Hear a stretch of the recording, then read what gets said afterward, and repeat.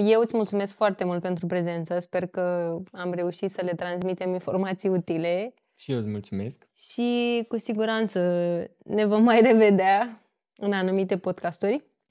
Și nu în ultimul rând mulțumim partenerilor noștri de la IT Exclusiv. Puteți să intrați pe site-ul lor itexclusiv.ro pentru că ne-au găzduit și am putut realiza acest podcast cu informații interesante. Eu îți mulțumesc pentru invitație. Cu siguranță mai vin, da. Și intrați pe pagina lui de Instagram, Asad Design, și pe Facebook.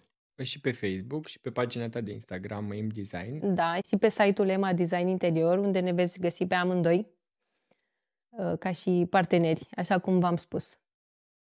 Vă super mulțumim și vă așteptăm cu un like și cu un follow pe pagina mea de YouTube și sper să vă încânte episodul de astăzi alături de designerul nostru, Alin Filip. Vă pupăm!